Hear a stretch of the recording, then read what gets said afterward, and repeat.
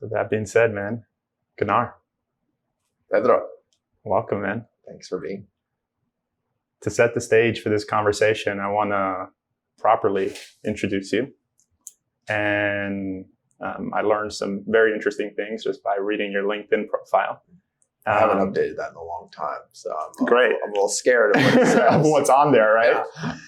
Yeah. So one of the things that was really interesting that I learned was that it sounds like you grew up in poverty with a single mother, and that growing up you were a Latino immigrant, and basically that this left you with really a burning desire to create wealth and ultimately do a lot of good in the world, which is something I'm excited about exploring in this conversation. And that at the time when you wrote this, it said you were a 5X serial entrepreneur. Chances are it's probably a lot more than that just from having to get to know there's also some things that have been scratched off from there, but yeah. And a lot of your focus really being on social impact at scale, people, planet, profit. And I think the venture that you're most well known for is really being the founder and the visionary behind Thrive Market. Something that was all about producing organic groceries online at wholesale prices. And I think what you guys did was really cut out the middlemen to be able to provide those savings ultimately to the customers. Yeah. And to make that vision a reality, it sounds like you raised over $200 million for that particular venture. I read you guys have over 1 million active members on the Thrive Market platform, and well over 1,000 employees, something like that, pretty close. Yeah, it's more than that, but yeah. It's more than that, yeah. And what was so cool about this project was that it was the first e-commerce company to go zero waste from distribution center to landfill, which I believe at the time was like a major thing because I don't know anyone else who had done that. It was hard. Yeah, it was fun to go to the warehouses and like, what are we going to do with those pallets? Like, okay, we're going to set an employee firewood program. That kind of stuff. It gives a lot of little details like that. Yeah, I'm excited to explore that in this conversation. Yeah. And honestly, man, from getting to know you, I don't think that even begins to capture your journey and who you are and your heart and how you see business and the impact that you're trying to do through business. Thank you. And so to get started, man, I wanna hear more of kind of your early beginnings of growing up with a single mom, being a Latino immigrant. Kind of walk me through that a little bit of what it was like for you. I mean, first of all, it's just great to be here. I really appreciate the genuineness of your being as well. And yeah, I mean, look, we all have a deck of cards. So like as you mentioned, I just knew from a very early age that I wanted to make money. I saw it as a way to take care of people that I love and do good in the world. It was like I just saw it when I was 6 or 7. I was like, Mom, I'm going to be rich. And my mom was like, don't say that. That's not a good thing to say. I think she said that probably because she didn't want me to get my hopes up, and 2, because there was a lot of unresolved poverty consciousness. I'm really close with my mom. We're like best friends, but still I feel like in my journey in life, I've had to continue. It's like, I feel like it's a constant practice to continue to refine my relationship with money. It's been a complicated journey because I think as a species we're fundamentally driven by money, sex, and power, and so money is the evolutionary analog of how many acorns you can squirrel away. So it ties directly to our kind of really deeply wired evolutionary biology. So that's just like we all have our journey relate. I don't know a single person, no matter how successful they are, that isn't in some form or another in an ongoing relationship to how they relate to money. And I think one of the most formative things for me was I had a full ride scholarship to a school where I grew up with the children of the Patagonia family, the Chenards. And that really, just to see the way that they built their business through positive externalities really was like totally fundamental and transformative for me in my relationship to my own entrepreneurial journey. And really the way I thought about the world. They were the first company to take plastic bottles and recycle them and turn them into jackets, and first company to scale organic cotton. It's the Patagonia shirt, which was made out of recycled fishnets. Yeah, so that's like Yvonne and Melinda trailblazing, and it just it puts such a powerful North Star frame around the very deep desire to do well. And so, everything that I've tried to do in my life has been very much tuned to that basic philosophy of, how do we do well by doing good, and how do we shift from capitalism? I love capitalism. I'm a capitalist. Like, I love making money. It's for me. It's like I have no hangups about being really clear about that. But I think one of the fundamental problems that we face as a species is that we reward accumulation of wealth without accounting for the true cost or how that money was made. And that's kind of this concept of negative externalities, right? The hamburger I buy, the price that I pay doesn't reflect the true cost of the destruction of the rainforest, or the destruction of the soil, or destruction of river, or the supply chains that get externalized by virtue of subsidies and the way that capitalism tends to work in the concept of rewarding negative externalities. And so I think one of the fundamental challenges that we face is, how do we create a cultural movement where it's no longer culturally acceptable to accumulate and display gratuitous consumption of wealth off of negative externalities, and instead really create a culture where we celebrate and reward success based on positive externalities? And I think Patagonia is still, for me, they're still like the North Star. Like, there's nobody else that has done it better than them. And so I think the truth, though, is it's actually really hard to do. It's the capitalism is very intelligent in that it rewards efficiency, and efficiency is often driven by the lowest cost, fastest way to do something. And so there's a lot of natural gravity and inertia that leads towards making lower quality decisions because it's easy to do. Right. And so I think inherently my own journey, I definitely, I've never made it easy on myself. I will say that. I have made money and I have lost money over and over again. And it's because I definitely am very foolish in how much I put on the table on risk. I just do it over and over again. And that's at times been really wonderful, and at times it's been absolutely terrible. Wouldn't you say that's what defines an entrepreneur, though? The ability to take risks? Totally. Yeah, I think and this too, the entrepreneurial path, I think, is really pretty delusional. Most entrepreneurs are pretty delusional in some form or another. Yeah. I think obviously as we get older, you get a little more tempered, and I'm in general pretty suspicious of my excitement and my despair. I used to be much more affected by how enthusiastic I was about something, or how afraid I was of something. And it still has a grip on me, but it's I'm I'm really excited by something. I can observe it. I'm a little bit more dispassionate. I'm not entirely sure it's going to play out the way that I think I am, and almost for sure it won't play out that way. So I need to do it. I'm going to do it, but I'm also not going to get caught up in the story I'm telling myself, because for me, it's this entrepreneurial success is really predicated on a lot of consistency and follow through. And I've noticed for myself, and I've seen also in a lot of my own friends, I'm sure you can recognize this, where there's a lot of it's very it's a roller coaster ride. And so people often lose, they're really excited when things are going well, and then they get they discouraged and they try something else. They might switch businesses when things aren't going well. And it's how do you maintain a more even staying power through that process? It's interesting. It's interesting you bring up this concept of the entrepreneur emotional roller coaster. So someone I did a lot of work for previously, a bunch of years ago, is a guy called Darren Hardy. And he wrote a book.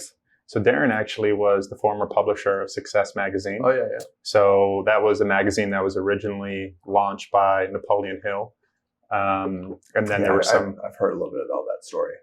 Yeah, and so he wrote a book actually called The Entrepreneur Roller Coaster, and where he actually talked about this and stating that the number one reason why entrepreneurs fail is the inability to be with the emotional roller coaster of what it means to be an entrepreneur. Yeah. So it's tough shit. And if you haven't done it, you'll never fully understand it.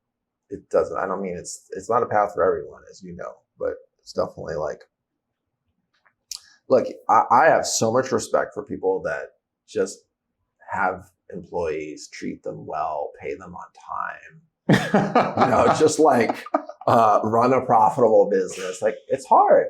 Yeah. It's hard, I just have a lot of respect for that, just that. Obviously there's this whole other conversation which we're engaged in. Is how do you take the kind of legacy frameworks of capitalism and business and upgrade them? And, back to kind of your framing at the beginning, I come from parents that are like, my mom, she grew up under the dictatorship in Argentina, and she used to get blindfolded and go to guerrilla meetings. A lot of her friends were killed in college, and then, she had to flee the country for 20 years with her brother before they were executed. Just the context of that is very extreme. And I'm really grateful for the values that she has imbued in me. And I think it's, we all kind of like, I think sometimes we like reject what our parents gave us, and sometimes we're able to like embrace it. And I'm really grateful that I've been able to embrace. Now, there's obviously like the multi-generational trauma and all those things, which are my Achilles heel as well. So it's, these things are always like a mixed bag. Yeah. So I find your story fascinating for two reasons. One, it's a fascinating story.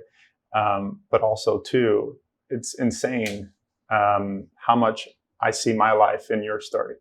So when I was 5 years old, my dad had joined a network marketing company probably a couple years before that. But now we were going to one of the company conventions, and we're in Las Vegas, and I'm holding my dad's hand, walking through the casino. And we get to this place where the casino is actually advertising the grand prize. And it had $1 million in cash in stacks of $10,000 and $20 bills. And I'd never seen that much money in my life. I squeeze my dad's hand. I look at him with all this excitement. He looks at me. I can see he's excited. He's starting his entrepreneurship journey.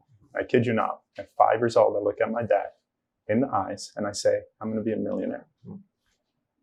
And very similar in that sense. And when I got back home to New York City, I grew up in the Bronx, Boogie Down Bronx on 182nd Street, a very, very poor neighborhood. I would go around and telling everybody, I'm going to be a millionaire, I'm going to be a millionaire. And my mom, she's Spanish, she's from Dominican Republic. In Spanish, she would say, cállate la boca, which basically means shut the hell up. Shut your mouth. God forbid someone thinks that we actually have money. Yeah.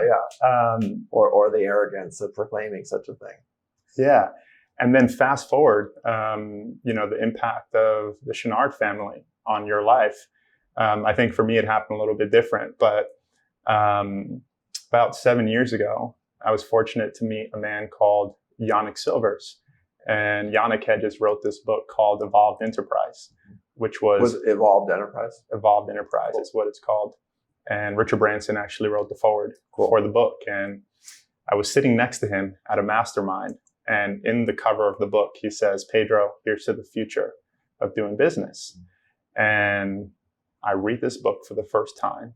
And I remember feeling like just so moved emotionally. I was like, I didn't know that you can do this.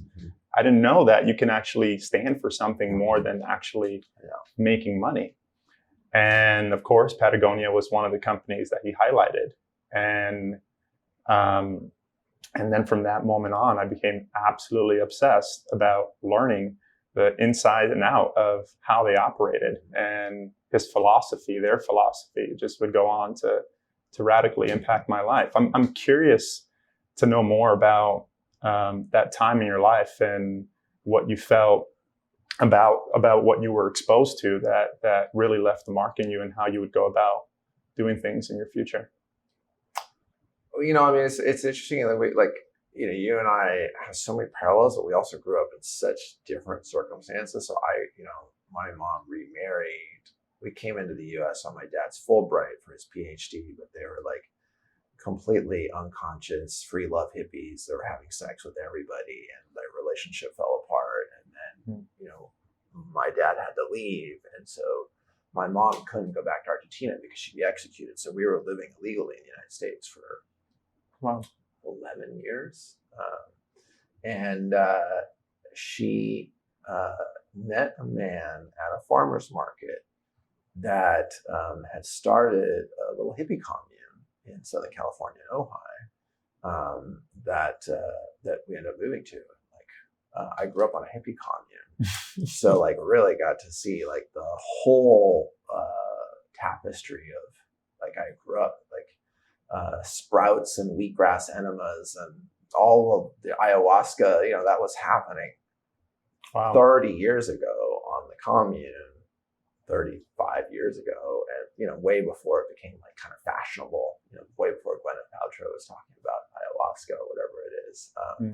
And so it's interesting, I think, and I'm really grateful for that exposure, but also there was a lot of poverty consciousness from that kind of worldview, right? I remember when I was in college, I was a hardcore activist. I shut my campus down a bunch of times, and I ran a nonprofit, and we ran a speaker series once a week, and we'd have 300 to 500 students come out every week, Angela Davis, Howard. Would you say that was influenced by your upbringing? Yeah. My stepfather was also very much a political activist. He was hanging out with Mario Savio right when the free speech movement started, and he was on the FBI's top 10 list as a draft dodger. It was the second conscientious objector case to win out of the Vietnam War. So that was just kind of the context of the backdrop that I grew up in. But it was also, I had a very intense internal struggle that I didn't recognize was going on, that I thought corporations were evil inherently. It was just a default position and even that money was evil. Even though I wanted to make money, I also on this other side had this very intense, unconscious, unexamined beliefs that came from my conditioning.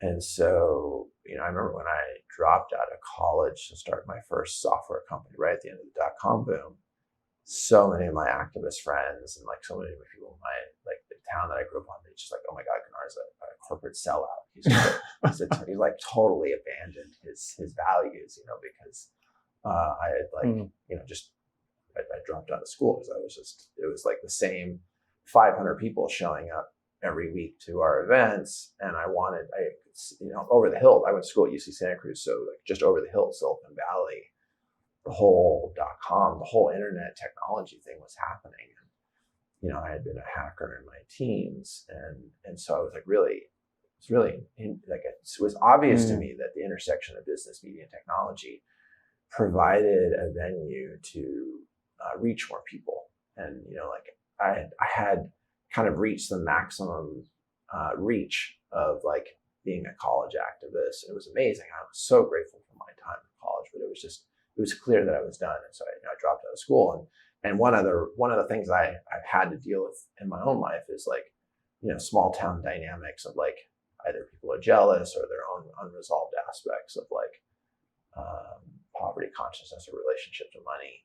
That's just an interesting, and I had to I had to develop fortitude where who gives a fuck what people really think if I believe in myself and I'm doing what really matters to me, and I'm really developing a relationship with my own heart that gives me the fortitude and courage to kind of persist even though I'm afraid. And then also looking at the aspects of myself that were still very much believing that there wasn't enough, that like the survival trauma. And there was super intense survival trauma for me growing up. There were periods of time where I lived on rice for months, and like there was sexual abuse. Like it was just a very intense period of time. And so I knew that my relationship with money often got correlated with that stuff. And it's interesting, even now, I'm 46, and objectively, I will never spend the money that I have made. But I still find myself having moments where I can feel like that really deep survival trauma. And find myself behaving unconsciously from that position. And it's just, I think we all have our deck of cards, but one of the things that was so, it sounds cliche now to say, but it was so transformative for me. I had dropped out of college, and I got really lucky and sold my first technology company. It was an educational company teaching children how to read through cartoons. Sold it right at the end of the dot-com boom. And right after, literally right after I sold it, I went to Burning Man for the first time. And this is 2001. 23 years ago. It just completely changed my life. That just to see the culture of it, and to feel like you can't buy anything at Burning Man. You literally can't buy things at Burning Man. And you go there to bringing things to give to people, and just to see the imprint, the raw generosity, this just incredible sense of hopefulness and collaboration and generosity. And there's so many problems with Burning Man, and unsustainability, and the copious consumption, and all of the aspects of it that are very valid critiques. And it fundamentally just really blew my life open, because I just fundamentally was never. It just changed my relationship to generosity. Ever since then, I've been just practicing radical generosity, because it just was such a powerful imprint.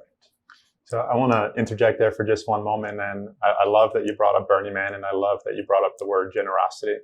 So something you don't know is generosity is actually my favorite word in the entire planet. Oh, well, another major alignment. And my belief around it is actually that everything that someone wants, especially as an entrepreneur, everything that you want in life, whether in your personal life and or in business, is on the other side of generosity. The question is, are we actually willing to lean into the uncomfortability in being generous sometimes, to actually make the visions that are coming through us to come to life? What are your thoughts on that? I mean, I completely agree.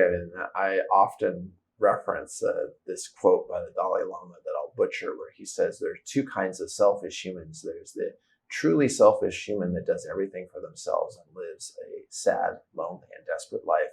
And there's the wise selfish human that realizes the more they give, the more they receive.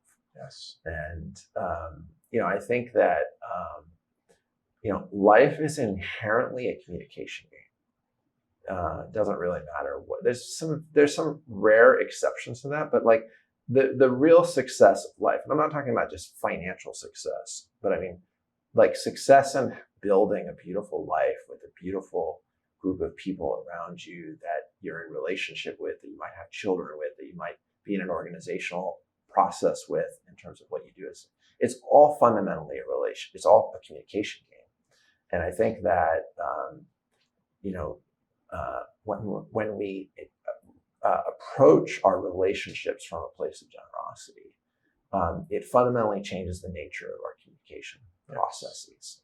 And it fundamentally changes the nature of the results. And it's a really interesting, I still work with this. I was talking to a billionaire friend of mine who's objectively one of the most powerful people on the planet last week. And I was asking him about transactionalism. He's extremely transactional. And I was like, so what are we doing here? I asked him, I was like, so what's this a relationship about? I was just curious, what his perspective would be on it. He's like, look, we're friends. Friends do things for each other. We're doing things for each other. You're doing things for me, and I'm going to do things for you. And I do believe in this kind of more ephemeral generosity and love that flows. And I do think that there is an inherent self-interest that is present.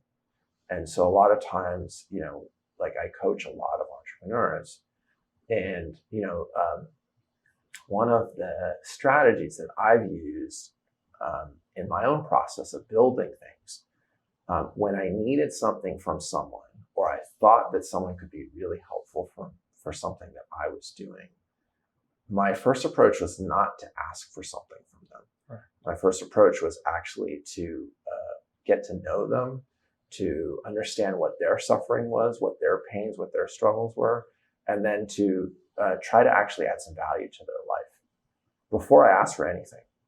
And that fundamentally, really has changed the nature of the kinds of relationships that I've been able to have with people. Yeah. But you could also say that, maybe, I was only doing that because I was, planning to ask for something 3 moves down the line. And that's also true. Those are not inherently incongruous, but I think it's just a fascinating conversation in general. Yeah. Someone I look up to, Joe Polish. Of course. If you're familiar with Joe. We're good friends. Yeah. Joe invested in the Thrive Market early on. He's amazing. Been a really enthusiastic supporter. And, Joe wrote a book recently called What's in It for Them, which really talks all about that. Yeah. Right. When you show up in relation, yeah, in a way where you're showing up of service versus like, what can I get out of that? Yeah. And I think for me on a personal level, when I really tune into that, it actually even moves me and brings greater meaning into my life, because I'm not walking around like trying to be a mosquito, to use that analogy. I'm actually going around being a giver, which brings a certain level of energy and posture into one's life and one's relationships, I think. Yeah, I mean, it's just more fun. Yeah. It's just like more fun, it's more joyous, it's more fun. There's a lot of magic that happens when, we inherently are relating to reality and the people around us from a place of generosity. I think though, it's interesting. It's a really interesting one, because I also believe that it's really good to be radically honest about what it is we're doing together. Yes. So like our direct relationships are like, hey, you're getting something out of this relationship by being with me, and I'm getting something by being with you. Even if it's a romantic relationship, or even if it's there's a trade going on. There's self-interest that's being satisfied. And I think it's really interesting to explore being very explicit about that in our relationships. It's extremely uncomfortable, but I think it's a really interesting edge. And I find myself, I practice that all the time. And I find myself still uncomfortable with articulating it, because, I don't, I think there's at least in kind of like the more like personal development, spiritual world, there's a little bit of like hesitation around it, that being so explicit about transactional dynamics. Yeah. So I find this fascinating. So early on in your journey, you telling me about your relationship to money, and fast forward, I think you having a very different relationship to money, despite potential past patterning coming in and doing the human thing. But now I think you have a philosophy of like good money, right? And take me now to fast forward the origins, 2014, the beginning of a seed that was planted, which was Thrive Market. Tell me how that all came about. Yeah, I'm curious for you. For me, what I've noticed is all my best businesses came out of solving a problem for myself. I'm fundamentally pretty self-absorbed. I like to solve problems for myself. And then I'm like, I think I might have solved the problem for myself. Maybe other people would like to participate in that solution. Yeah. And so it's, we had a food buying co-op at the hippie commune that I grew up on. I was in Ojai? In Ojai. So like once a month, everybody would place their orders, and they would get huge cases of the soy milk or whatever it was, and then it would all gather in our big, large community area. And then once a month, everybody from the surrounding community would come and get their things. And it was all like at wholesale prices, because we were buying the same way that a health food store would buy their food. But instead we were just exposing it to the community, right? But it was like very like, like really sweet, hippie style. And so when I went to Burning Man, I used to run a lot of camps at Burning Man. We had 50 to 100 people in our camps, and I would set up wholesale accounts with the brands that I really loved, and then we'd all get the products that, Vitamin Mineral Greens or whatever it was from Health Force or whatever. And then after Burning Man, everybody would be like, "Hey, I'd like to continue ordering from Health Force at wholesale prices." And it was just like, it's just kind of like, oh, I need to figure out a way to systematize that process. So it was really just very much an organic process. It wasn't I wasn't sitting around how am I going to make a bunch of money? There's no problem with that, but it was just how am I going to solve this problem that, myself and all my friends want to be able to buy these products and these, organic groceries at lower prices. I was really sensitive to that dynamic, obviously, because of the kind of background of growing up with so much poverty and survival trauma.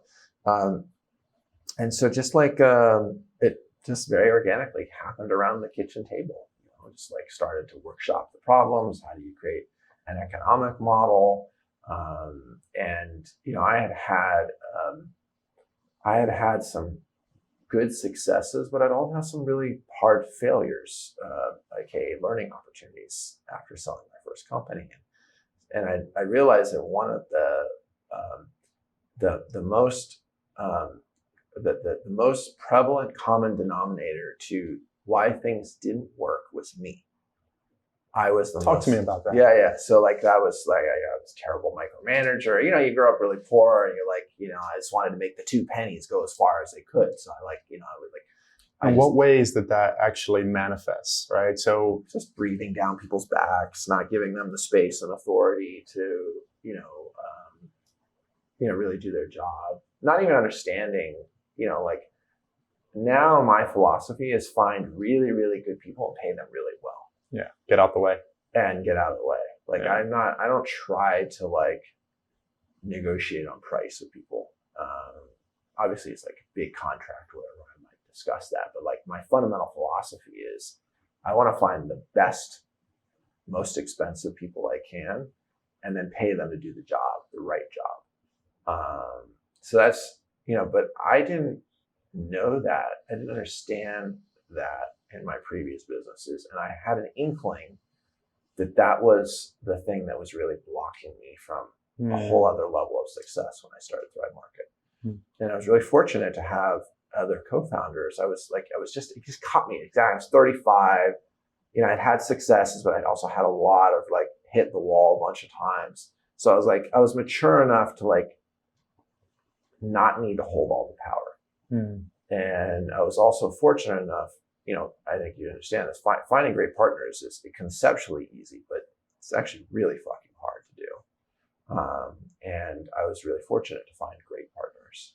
And, that started, I was the CEO originally, and then I brought in my COO president as a co-founder, then made him co-CEO, and then I fired myself as CEO. And that was the first time I had done it once before, but not as a business was catapulting. I had done it for my jewelry business that, we had 400 employees, but this was a business, Thrive was just on a just explosive rocket ship. And it was a very emotional internal process to step down as CEO. And it was really because I realized that, not because there was a problem going on, I just realized that my superpowers early on is articulating the vision, building the brand, generating the momentum, identifying the opportunity, and then finding great people, better people that are actually better and smarter than me, and then getting out of their way. And I realized Thrive is a hard business. You're shipping, hundreds of millions of dollars of inventory on any given day at low margin. It's just hard. It's a really hard business. And it takes a level of operational excellence that, I didn't have. And so, it was, I was fortunate enough to have had enough humbling experiences going into that to realize that the common denominator of what was blocking me from greater levels of success was me and my behavior. And I was fortunate enough to be able to really find a great partner that then helped me find lots of other great partners. So it was, it's been such a, I'm still so proud of like everybody at Thrive, what they do, the team there, it's incredible. Like they're just so good. Like the culture there, the quality of work, the thoughtfulness, the sophistication, the rigor. And it's been such a beautiful platform because, not only, we're now, I think we're the largest retailer of exclusively non-GMO and organic groceries in the United States now. And from that platform, we've been able to do things like co-produce a film, Kiss the Ground, which, got hundreds of millions of views and kind of launched the whole regenerative agriculture movement in the popular culture. So it's like a platform. But I'm really grateful for that ongoing process for sure. Yeah, I hope people really got a lot of what you shared in there because there's so many nuances in what you shared that I think are incredibly valuable for someone walking a similar path. Something that I really want to zoom in on is when you were first starting Thrive, and please correct me if I'm wrong. Yep. Some of the initial challenges that you guys faced was, one, you actually needed to raise money to actually bring this vision to life. So you had a lot of skepticism from investors down in Silicon Valley who doubted really the viability of your guys' model for healthy and sustainable goods at the margins that you guys were going to be selling them at. Also, something I learned was building the scalable supply chain. And needing to figure out the logistical network that can efficiently do that when dealing with perishable goods. And on top of that, what was one of the other things that I saw here? The journey around raising money was a really interesting one. It's a pretty unique aspect of the journey. And I think, you'll hear from a lot of entrepreneurs that they had challenges at some point in their capital formation processes.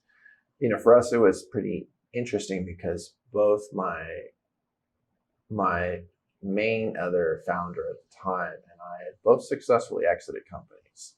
We weren't just like your college dropout at this point. The typical profile of a Silicon Valley entrepreneur. We had actually, or even like a, Stanford grad, but they hadn't done anything. We both had actually produced returns. And we spent 6 months wasting our time going up and down Silicon Valley trying to raise money. Every single investor did not think we were going to be able to compete against Whole Foods or Amazon. They didn't. How many no's would you say you got in those 6 months? Hundreds of no's. And I think I think that's a really interesting one. It's kind of back to that fortitude that is required in the entrepreneurial process. Is kind of like this, the irrational conviction to proceed.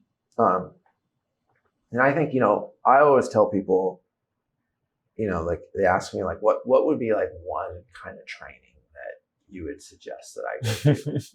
There's a million things, I love studying organizational effectiveness and like how you build great cultures. There's all sorts of really great trainings. But if there was like one thing that I would tell people to go do, I would tell them to go have a hardcore sales job for 6 months where they cold call people every day, all day long. And you are just dealing with no's all the time. And dude, that's what I did. I know. It's you and I talked about that briefly before.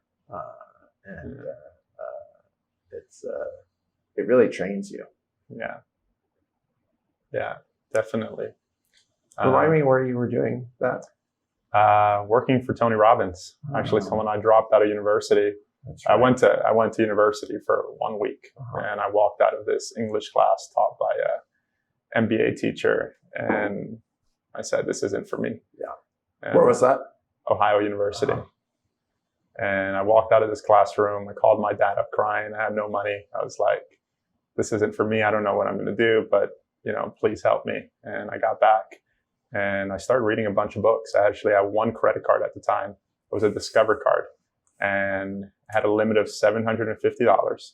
Yeah, and I have so many parallels. And I maxed out this credit card for books. And one of the books that I ordered was a book called Awaken the Giant Within by Tony Robbins. Yeah. And I remember reading that book and I said, I'm going to work for this guy. And I basically found my way in, and I started off as an assistant to a senior salesperson making $14 an hour. And within 1 year, got promoted to the senior sales team. And that's where, I got my immersion in sales. I remember you told me that. I can't remember where you told me that, but the brief headline on that. I think it's such great training. It's such good training to you have to have developed such a fortitude to be like, I'm going to just hear no's all day long. Yeah. And I was excited to receive those no's. I don't know I think the stakes you were playing at in your journey, when you were trying to raise money. I think the stakes were higher for you. You had maxed out your credit card. You were just trying to figure it out. I'd already had an exit. But still, for me is just I don't know. I have a chip on my shoulder. I have a lot of varieties of friends. I have a lot of friends that have come from money. But I have a little chip on my shoulder. I'm like, yeah, I'm just kind of I have something to prove, I definitely carry that attitude. I'm sure you do in your own way as well. And I was all these wealthy VCs sitting in their comfortable conference rooms telling me it's not going to work. I'm like, fuck you. I'm going to fucking show you that I can make this work. And I don't give a fuck if what you say. Would you say your mindset was the thing that kept you going? Why not just give up at that point? Yeah, exactly. And that's always the question. And I definitely had a little bit of perverse satisfaction when they came back 2 years later and had to pay through the nose to invest in the business. Was definitely there was definitely satisfaction when these investors had to come back and really pay up to have the privilege of investing in the company. And we become friends, and there was that little petty part of me that was there's definitely that chip on my shoulder. Yeah. So what's so interesting about this is that, so despite those initial challenges that you guys face, that's not even the full story, right? Because after raising money, after figuring out how to actually solve this logistical problem. We're still working, so we're still learning how to solve it. I sit on the 7-8 hour board meetings every quarter, and the team is doing an amazing. It's a constant knife fight. Yeah, learning how to ship to really I think that's one thing for all the critique of Jeff Bezos and Amazon, his just fierce customer centrism is such an important orientation particularly if you're in the world of any kind of consumer related product. Really just so fiercely thinking about how do you make this experience incredible? How do you surprise and delight? How do you, we still have handwritten notes in the boxes that we ship today. Oh. And it's just the little details, just bring the heart, make it real, make it feel there's love behind this process. Yeah, I love that. And as you guys have been solving for these problems, you raised the money, you're continuing to solve for this problem. I don't think that's the full story though. And I don't want to give that's the full story, because every company still needs to go out there and find customers. Oh yeah. Right. So this is what I love about entrepreneurship. You solve one problem and then there's a whole nother problem on the other side of it. One of the things, and I remember being on the other side of your guys' marketing as this business was growing and you guys were trying to get the word out there. And I know two of the ways that you guys did that was by actually leveraging social media. And then the other one was actually strategic partnerships. And I remember seeing how you guys had actually partnered with a lot of different influencers inside of the health and wellness space. I'm curious for you to talk a little bit about the decision to approach your marketing through that lens, because there's so many ways to actually bring awareness to your business. People can advertise. There's so many ways. Like, why social media? Why joint ventures? It was pure desperation. We had no money. We had been turned down by all of the VCs. We always knew we were going to work with influencers. But it was out of like just pure desperation of how do we actually capitalize this business and then get it out into the market, that we developed the first of its kind equity program where, we had, over 100 influencers who earned equity for every customer that they sent the business. So you imagine like a standard affiliate program where, they get paid in cash on a CPA basis for every transaction that they send or every customer they send. It's all tracked. We just turned that on its head and say, hey, we're going to give you equity for every customer that you send us. And we were the first direct-to-consumer business to do that. And, when investors would initially hear that, they'd be like, oh my God, that sounds so accretive. You're diluting the cap table. You're making the shares of the company less valuable because you're giving people more equity. And the fundamental orientation is actually, it's not how much of the pie you own, but how big the pie is. And so for every $50 of equity that we would give away, we would get $3,000 of market cap value from the capital market. So it's this huge arb trade. We were able to leverage the multiple of like, I'm going to give you $50 of equity for every customer you send me. And then from the capital markets, I can raise money at $3,000 of market cap value for that same customer that you sent me. Dude, that's fascinating. And it was so successful that it, like, even today, our influencer program, it's, evolved over time, but still today, the channel of working with influencers is still probably a third of our total customer acquisition. And it's our highest quality customers because, paid media is fine, but at the end of the day, what really matters is trust. And when, you as an influencer, you as someone who has a following, you say, hey, go check this thing out. Right. It just has a very different kind of dynamic. Now, I think people are increasingly hip to that because it's been used so much that there's a lot of like suspicion when influencers promote things. So, everything has its cycles, and it's still an amazing channel. Don't get me wrong. It's an incredible channel. But it's, that model of, we made a lot of money for our influencers. There's some influencers that made $10 million, on their incredible equity. We were able to build several other companies following versions of that playbook. And so it's been an amazing journey. And I think what's so cool about it fundamentally is, really kind of that meta narrative, like it's not how much of the pie you own, but it's how big the pie is. And if you have really great people participating in the creation of that pie, you end up with a much better result. And it was really part and parcel with the shift that I went through as a micromanager who had 100% ownership and control to firing myself as the co-CEO and having this like super distributed equity structure.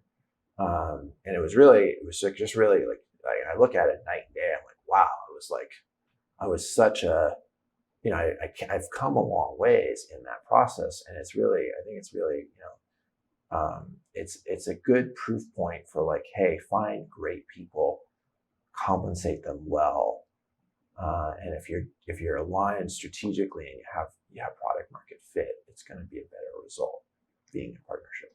Dude, I've been around some incredibly smart people in the joint venture space, and I've never heard of anybody who led with a model like this, actually giving equity to their partners, and really aligning with their partners at that level. Like, that's absolutely incredible. It was so much fun too, because, we ended up, raising, after being turned down by all the VCs, we ended up raising our first $8 million of money all from the influencers. So they actually, not only did they earn it, they would invest some money in the business. Oh, wow. Which is, I think, really fundamental to because, these guys have a million things going on. And even if they get excited about it, if they don't put even 50 grand in the business, they don't have the same, they're not going to defend it. They're not going to it just creates a fundamentally different psychological relationship to their commitment to the project. And so, our first $8 million primarily came from influencers. Wow. So they literally funded the company, and then they earned additional equity for all the customers that they brought in. Yeah. So it's really fun. I think that just goes to show that it's not about the resources that an organization has, but the level of resourcefulness that an entrepreneur and their team actually brings to the table for solving problems. For sure. And that's so amazing, man. Congratulations on having, figure that out and that being the launch pad of. It's an ongoing process, but I'm really I have made lifetime friendships from those folks. Dr. Mark Hyman is, one of my best friends now. We travel the world together. We're partners on regenerative farm and longevity community. Actually just booked an appointment at his Ultra Wellness Center. Oh yeah, cool. Yeah. With his team. Yeah. Yeah, great. I was just talking with Dave Asprey last week, and we both invested in each other's companies, and he was part of our influencer program. And we're, it's just beautiful to see, those kinds of friendships. And I think it's really interesting. I think a lot about partnership in the context of trust. And I think that, trust is one of these really interesting, complicated, it sounds really simple at face value. And in its most basic terms, trust is words and actions matching over time, right? I tell you I'm going to do something, and I do the things I tell you, and I do that over time consistently, you're going to trust me more and more because my words and my actions match over time. That's the most basic parameter of trust.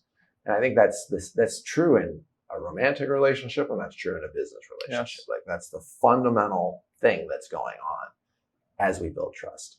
And when you build partnership, and you bring really good people in, it's based on trust, right? And the most sacred thing that I would tell my partners or my team members is hey, shit's gonna go wrong. Shit's gonna go sideways. What I don't want is for you to hide it. I want you to tell me about it. And my job is to create safety and a culture of rigor and intellectual honesty where you can tell me about what's going on. And it's my job to interpret that data in a way that leads to a better result. And I think that's just an ongoing process. But then, you go, dimensions lower in the what is trust. And then there's this other dimension of trust, which is do I trust that you're going to do the things that you say you're going to do and do it well? Because you might do them, but you might do them very inconsistently. And some of them might be really good and some might be really half-assed. So do I trust that you're going to do it well? Or do I trust that you're not going to take advantage of me in a moment of weakness? So these are layers. You can get layers of depth around what trust is. And I think, in the spirit of transparency, I've had a lot of 360 reviews and things like that in terms of my leadership style. And, I know that building great organizations is fundamentally about amazing people. Yes. But the most prevailing feedback that I have gotten is that people don't feel psychologically safe with me. And I've had, how humbling is that as a leader? Oh, it's so fucking humbling. It's so humbling. I had a near-death mountain bike accident 4 years ago, and I tried to work through the accident, and I was just high on pain drugs and lack of sleep. And I think I had 10 employees report me to HR at the same time. It's just like Gunnar is a psychotic right now. I do not feel safe in a meeting with him, because I was just like so direct. I was so piercing. Nothing was like, there was no context. It was just exhausted and high on painkillers, So what I've learned in that is, one of the ways that I work with that dynamic of knowing that, I'm just when I'm in work mode, I'm piercing. Like I just really I want to be able to speak very clearly and very directly to what's going on. And so the thing that I've learned is that I just need to have really senior people reporting to me. Mm-hmm. And where that psychological safety issue becomes a real problem is when I have more junior people reporting to me that can't actually handle that communication style, that kind of directness. Because I want the same thing back. Exactly. But it takes a certain maturity and experience to be able to handle that. And so one of the ways that I've compensated for the kind of laser focus that I bring to my work is I just try to have only really senior people working for me now. It's great self-awareness. So it's an ongoing process. So I have one more question, and then I want to do a quick lightning round. Okay. So one of the most, for me, fascinating things about Thrive Markets marketing specifically is the deliberate positioning that you guys have taken in the marketplace. Mm-hmm. And so whenever I'm looking up a company, I'm kind of really looking for these things. And there's really three things that you guys chose to highlight as their unique positioning. And to my understanding, as you guys laid these things out, it also played a big fundamental role in actually, producing more customers and getting more people to become members and members buying. And one of them was just saying that you guys only sell 100% non-GMO food with no big retail markups, essentially, and guaranteeing the lowest price through this price matching program that you guys have. And the second thing was when you guys came out and said that for every paid annual membership, you guys are going to sponsor access to a family in need. So this was a social impact component to the business. Yep. And then the third thing was when you guys declared that all your warehouses are true certified for zero waste, communicating the amount of waste that actually takes place at actually most warehouses and how you guys were solving, were choosing to be different. Talk to me about what those things, how getting clear on those things, then communicating those things in your business, what that did for Thrive Market. Yeah, I think it goes back to the beginning of the conversation of positive and negative externalities, right? So, there's an awakening happening in culture where people increasingly realize their power and they want to vote with their money and their purchases in a way that aligns for a positive future for humanity and the planet. And it's a really interesting opportunity where, often the difference between just participating in a negative externality because it's cheap and easy and doing the right thing, doing the better thing, doing the more creative thing is only incrementally more expensive. Often that's the case. Not always, but often it is. And there's this really interesting arbitrage in the market where businesses can invest in doing the right thing and then be good at telling their customers about it so that the market can reward them for doing that thing. And that's a really important opportunity that I think exists for entrepreneurs when they're building products and services for the public market, for serving people at large. It's often only a little bit more money to do the right thing. But the key is get good at communicating those investments and those positive externalities as a virtue of your business so that people can reward you with purchasing behavior and more loyalty and more referrals. And that's just worth its weight in gold. But it's not easy always, like you referenced, say, being non-GMO very early on, that was a critical, being non-GMO was like a critical thing for us very early on. But we had no money in the beginning, and one of our top 10 brands we caught them lying about being non-GMO. Oh. And, we had to, like, it was an internal conversation about, like, well, they've certified to us that they're non-GMO, but we know that they're not. Do we remove them, or do we just kind of let it slide? There was those conversations internally. And it was so obvious to me, even as it was a very painful decision, that our trust with our customer was on the line. And if we made that decision then, we were going to make more decisions like that later on. And then our trust was going to be compromised, and then we're just going to be like every other retailer on the planet. And so there were lots of moments where we had to, make those kinds of decisions. You cited, the giving program, which is, for every paid membership, we give a membership away to a low-income family. And, as growing up poor, I was like, fuck, if you can't afford the membership, we want you to have one anyway, so you can get access to the platform. Yeah. And, the crazy thing, for example, is that most of those families are on food stamps. $110 billion federal program. It's the 15th largest economy in the world by kind of annual economic terms. And, we had spent a year, I went lobbied the USDA. I was like, hey, can we please let people with food stamps use their food stamps to buy our online groceries? And they wouldn't do it. So we're like, all right, fuck it. We're just going to bring so much attention to this. We got all of our celeb friends to record viral videos of all the crazy things you can buy online: guns, drugs, tanks, dildos, vibrators. But what can't you buy? Healthy food stamps. And the campaign just went viral. We got 1 billion media impressions, 300,000 petition signatures, op-eds nationally around it. And within 90 days of launching the campaign, we got the USDA to capitulate and bring food stamps online. And we were very, very careful when we did the program not to fall into the traditional liberal progressive languaging. We just said, hey, let's save the government money by helping people get healthy.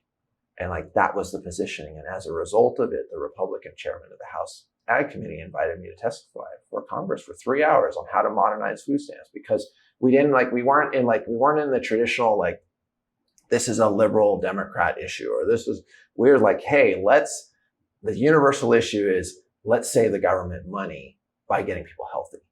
And let's get them healthy by giving them the option to buy food online. And it was just it was an argument that nobody could say no to.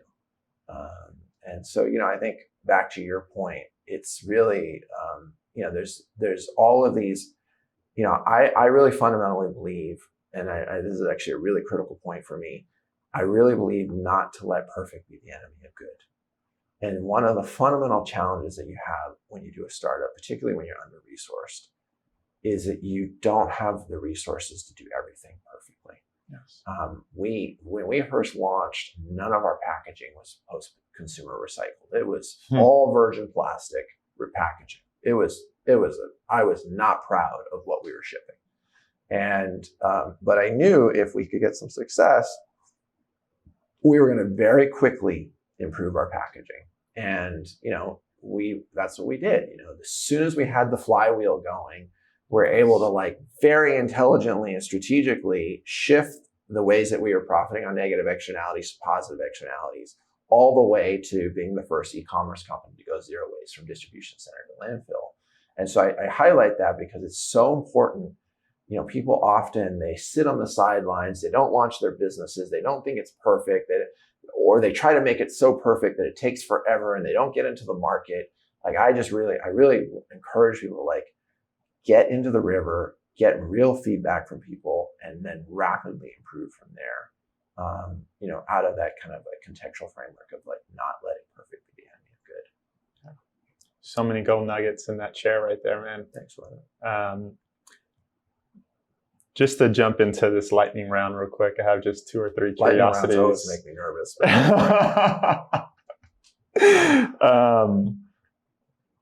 What's the role of community in business? I think community is, you have different stakeholders. You have your customers, that's a community. You have journalists, that's a community. You have your investors, that's a community. You have your employees, that's a community. So they're all different types of communities, and understanding the rules of playing the game with each of those communities is vital to success. Yeah. How do you think about the limits of growth of an enterprise? Are there any?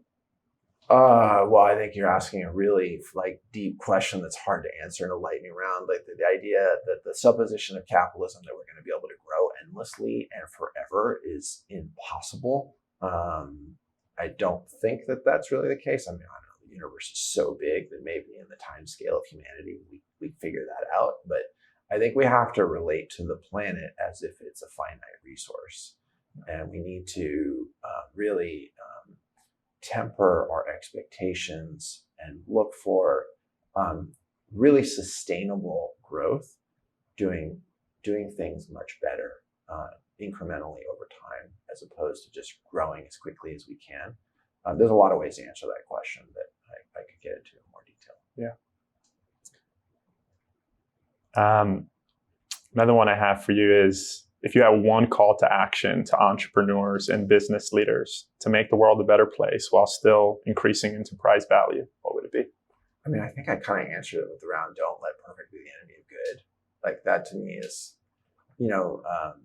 have the conviction and the North Star, but also try as quickly as possible to get an MVP into the market. And, to me, product market fit is a never-ending process. This idea that you're going to launch and have perfect product market fit, it's like 1 in a billion. It just doesn't happen. What does happen is you have an organizational culture and leadership framework and strategic alignment where you can respond quickly to the feedback you're getting and rapidly improve. What advice would you give people who are looking to make the shift from just pure making money to making money and actually doing good in the world? It's a lot more fun. It's just honestly just more fun. You go to bed at night, you're going to die on your deathbed, and you're just going to have a very different, you're going to look at your children, you're going to look at your relationships. It's just more fun, more meaningful, more purposeful. I think there's Maslow's law of hierarchies. I think there's always like that initial period that people go through, which is I have a lot of compassion for. I went through it myself. Where I engaged in ways that I would not today around accumulating resources. And I think hopefully we quickly transcend those phases in such a way that we are able to recognize that the more we give, the more we receive. And that brings me to my last question, which is something we touched on a little bit in the beginning. But what do you feel it actually means to be generous as an entrepreneur in today's world?